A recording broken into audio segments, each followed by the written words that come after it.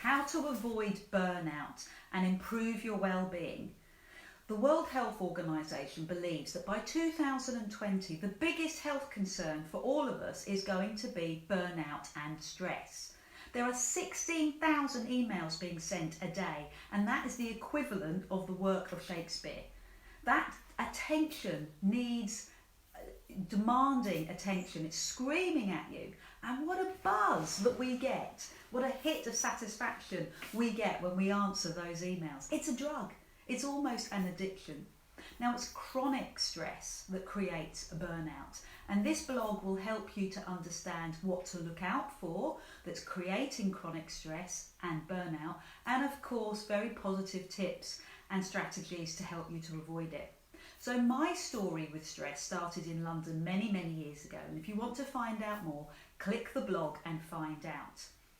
Remember, it's not just the long-term stress, it's that peak of stress that I talked about in last week's blog that can have an effect on your health, including your heart health. Cortisol affects the pumping chamber of your heart. Cortisol is the stress hormone, and it also increases your blood pressure. So those peaks of stress, like holidays that we discussed last week, increase that overall level of stress. But your crash, or whatever stress levels that you're looking at, can be accumulated through your work, or maybe even they're cyclical in your family, something that your mother and your grandmother did. And if they aren't looked at, if they aren't viewed, then they're going to lead to chronic overload. So maybe these stress can be tipped over the balance. Maybe the peak can be from a poorly child, or maybe you've got an invalided parent, or perhaps a holiday, as I've discussed, or even a promotion or a book launch. They can all cause these peaks in stress. But real chronic stress, burnout stress, is when you look for things like your weight fluctuation. What if you get really overweight or really underweight? It's the fluctuation that's interesting. What about getting excessively irritable or very frenetic, very frantic in your day? The small tasks seem insurmountable. And then there's the physical aspects of stress. It could be that headache, that low-grade migraine, or your body's inability to cope with aches and pains, or your hormones go out of whack, you're disinterested in sex, or your energy is incredibly low, or it affects your stomach, or even your chest pain. Real stress affects your ability in your immunity. You cannot fight off coughs and colds. Stress is interesting. It's interesting how it affects your body. The amygdala is where the fear and anxiety is created in your brain. And what that does in your brain, in the pre-cortex of your brain, it's the newest part of your brain, is it shuts down unnecessary functions and it increases glucose. You know what glucose does? Glucose gives you energy, but it also drops down your digestion. You stop digesting food when you're really stressed, and it affects your immune system and, interestingly, your brain function.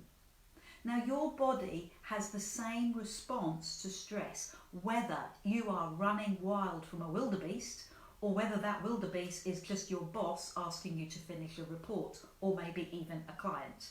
Okay, so stress in your body has the same effect from modern times to ancient times, but the effect on your body can be disastrous. Your brain shuts down. Yale University did a study and they found that the prefrontal cortex affects your blood pressure, it affects your heart rate, but it also affects your ability to plan, your ability to concentrate, and your ability to make rational judgment.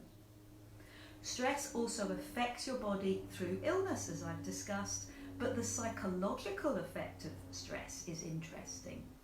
Being worried about being stressed can have a huge impact on your body. So that's something to be aware of. So how do you create balance in your life? Well, my suggestion is you start now. Start small and simple. Create habits. You know I'm a big believer in habits. And a great bust stressing habit that you can start right now is getting outside more. Feeling the earth under your feet. Making and setting the intention to overcome your stress. Setting your intention, increasing your awareness and making sure that you feel that you're on the right path. That can be enough.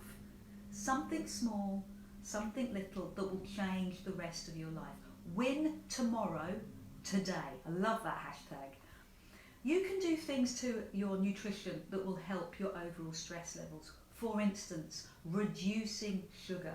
It will have an effect on your body. Increasing your fats and proteins will help to steady your day and ensure that you don't get these highs and lows. Enjoy your life and be kind to yourself. The way that you speak to yourself is really important. You know that. You've seen my book, you've read my book. If not, you can grab a copy, and it talks about how you speak to yourself and how you can get out of your own way. Then it looks into the most up-to-date nutritional science and the most up-to-date physical exercise, that utmost science that you can get hold of as well. It's all in gorgeous, how to look and feel fantastic every day. It's a #1 international bestseller. But I'm very interested in you. I want to know what your stress story is. Have you had peaks and flows? What's happened in your life that's brought you to where you are now? Why don't you apply for some time? Apply for some time, create some space in your diary. My online schedule is on the blog, and let's chat. Let's find out what's at the bottom of your stress and let's create a plan to eradicate it. I'm Adele from Get Gorgeous. I look forward to speaking to you soon. Bye.